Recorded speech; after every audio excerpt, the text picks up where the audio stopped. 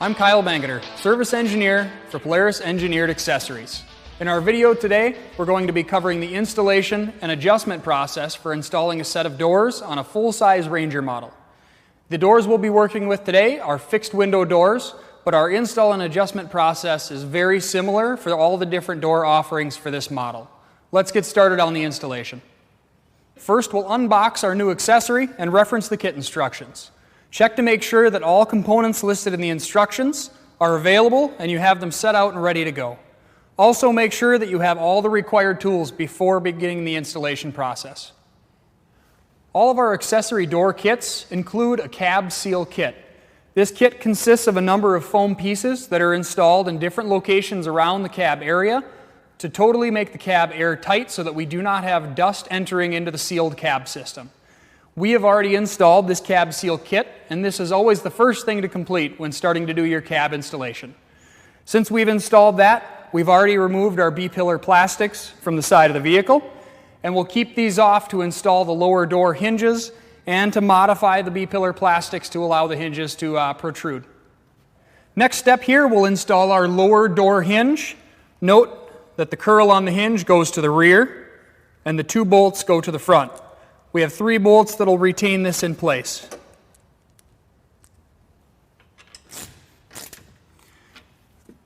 After we've installed our lower hinge, we're ready to reinstall our B-pillar over the top.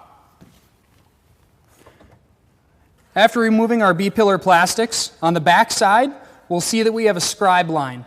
This line indicates where we'll cut out to allow the lower hinge to come through the plastic.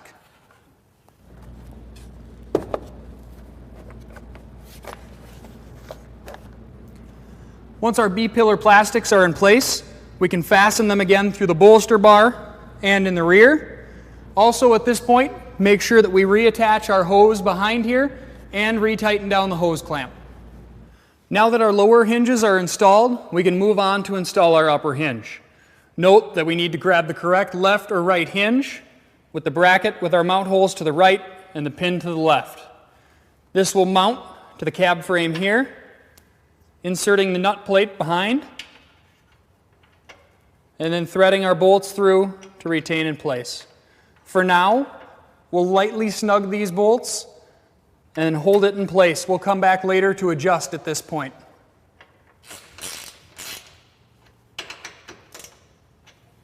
Now that we have our upper and lower hinges installed, we can move forward with completing a couple final steps before setting the doors in place. First, we're going to install a small plastic washer over the pin on both the lower and upper hinge, and then we're going to apply a small amount of Polaris all-season grease to the pin. This will aid in installation and setting the door in place as well as helping it pivot. Next, we're ready to fit our door in place on the vehicle. We'll note that the pin on our upper hinge is slightly longer than the pin on our lower hinge. This allows us to start by aligning the door hinge and the cab side hinge first on the top, and then complete the installation by sliding it down onto the bottom hinge.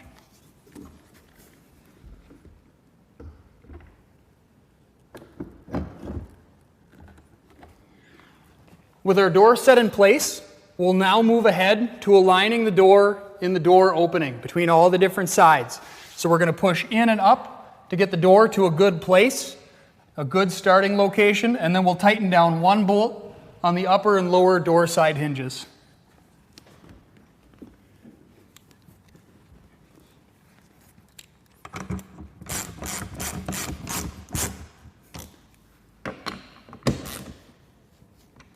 Now that we have our door hung and our initial position set, we can work around the door frame and fine-tune the position of the door to get the best fit and good seal compression. We'll make sure that our gapping along the top, front, back, and bottom are as even as possible. So we're looking for a nice centered position of the door in the profile cab frame and body plastics. To make an adjustment, we can look for a gap here if we'd like to move the top of the door back. We simply loosen our hinge up top, lift the door, and tighten again. We can make that same adjustment at our bottom hinge as well. We have slotted brackets here that allow us to move that front to back. By loosening our fastener, we're now able to push the bottom of the door forward and back. Once we have a good place and we have an even gap in the front and rear, then we can tighten this back down. Once we've made our adjustments at the top and the bottom of the door, and we have a nice even gap all the way around, we're ready to move on to installing the striker.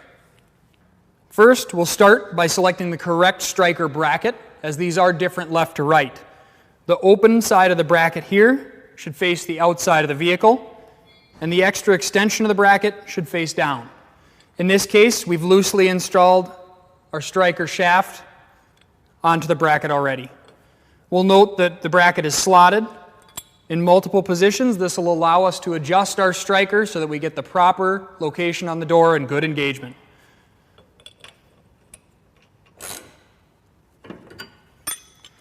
We've now installed our two mounting bolts as well as our striker shaft here. These have all been set in the center of the slot so that we have a good baseline to start from for adjustment. Once we're ready to begin adjusting, we'll swing the door shut and check the alignment of the inner latch pawls against the striker shaft. To begin aligning our striker, we'll first ensure that our striker pin is in the correct vertical position. To do that, we want to ensure that the center of the striker pin is aligned with the center of the latch pawls in the door. So between the upper and the lower latch pawl, we have a seam. That seam should be aligned with the center of our pin.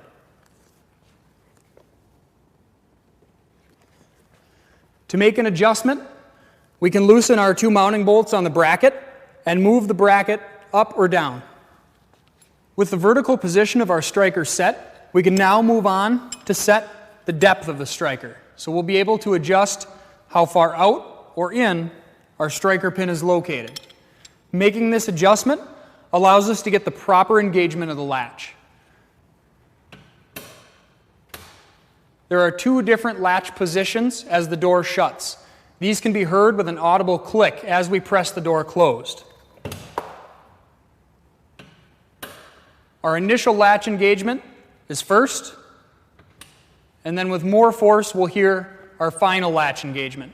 It's very important when making our adjustments that we do confirm that we're getting both clicks. We need to make sure that we are getting full engagement of the door, and we're also able to use this adjustment to make sure that we get the proper seal cushion here so that we're actually sealing the door off. So in this case, we get our initial click and our second click, but it doesn't take very much force to shut this door, and we don't have a very tight seal across the top. So in this case, we're going to adjust that striker pin in towards the vehicle so that it takes more pressure to shut the door and it holds a tighter seal.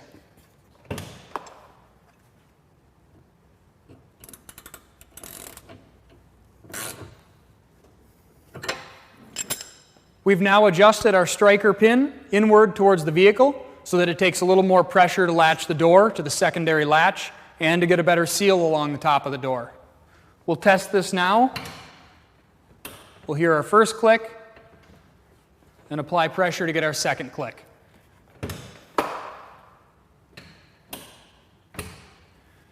Right now we have the proper amount of pressure required to get this door to latch so that it's easy to operate, but still a good tight seal along the top and the bottom of the door. Next, we're going to install the cab side mount for our limiter strap for our door. This consists of a nut, a bolt, and an aluminum sleeve. First, we're going to slide the sleeve over our bolt, and then we're going to hold our nut on the inside of our cross member. To assist, we want to use the open inside of our wrench, and we've used a small piece of tape to help hold that nut in place while we align.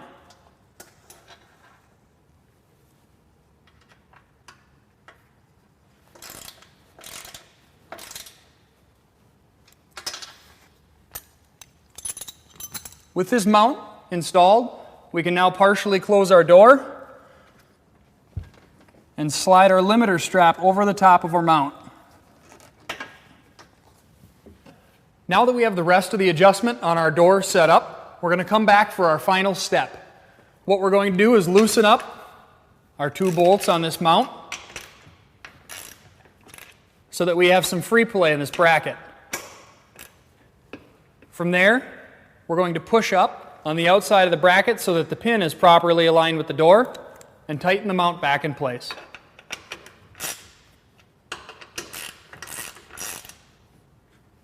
This final step allows us to ensure that we don't have any binding between the hinges and that we get smooth door function.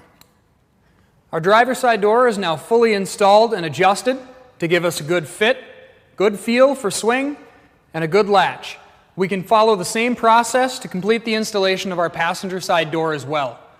During initial break-in of these doors, we'll find that these doors can sometimes settle, and we may need to come back and tweak our adjustment to get them fitting perfectly again. If you have any questions at all about Polaris engineered accessories or are looking for more information on our various cab components, either visit your local Polaris dealer or check out the Polaris website.